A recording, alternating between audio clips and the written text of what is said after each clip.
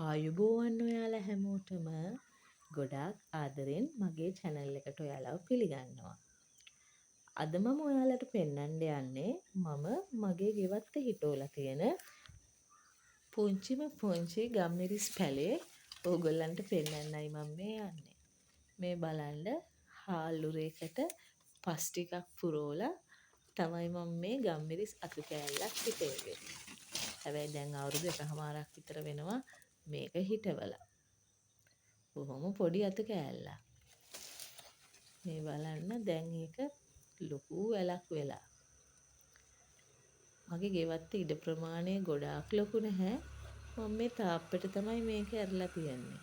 මේ බලන්න දැන් ගම්මිරිස් කරල් ඇවිල්ලා.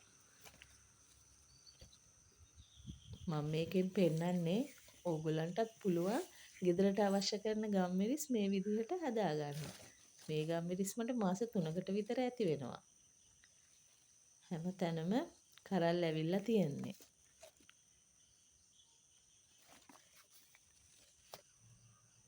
මේ බලන්න හැම තැනම කරල් හැදිලා ලොකු ප්‍රමාණයක් නැහැ. බොහොම පොඩි වැලක් තියෙන්නේ. ඒ වුණාට කරල් පිරීලා තියෙනවා. මේ තාප්පෙට තමයි මම ওই විදිහට ඇරලා තියෙන්නේ. ඒ අතරතුරේ ගෙදර කාලා ඉතුරු වෙන අන්නාසි මොටයියෝ ටිකත් ඔන්න මේ විදිහට හිටෙව්වා. ඒවත් දැන් ටික ටික ලොකු වෙලා තියෙන්නේ. ඕගොල්ලන්ට මම මේකෙන් පෙන්නන්නේ ඕගොල්ලොත් මේ වගේ පොඩියට ලොකු දේවල් කරන්න අවශ්‍ය නැහැ. ගෙදරට ගේන දේවල් වලින් මේ විදිහට හිටව ගත්තා නම් කාලයක් යනකොට අපිට හරි ආස හිතෙන අස්වැන්නක් ලැබෙනවා. මේ පේනවද මගේ ගම්මිරිස් වැල? ගොඩාක් ලොකු නැහැ. ඉතින් ඕගොල්ලොත් මේ වගේ අතු කැබැල්ලක් හම්බුනහම ගෙනල්ලා හිටෝලා ගෙදරට අවශ්‍ය කරන ගම්මිරිස් ටික අරගන්න.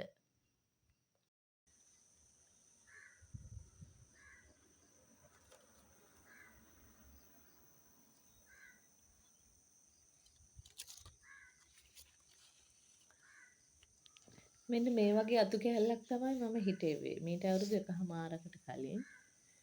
දැන් ඉතින් හොඳ අස්වැන්නක් මේකෙන් මට ජීවිත කාලෙටම ගන්න පුළුවන්. ඕගොල්ලොත් උත්සාහ කරලා බලන්න.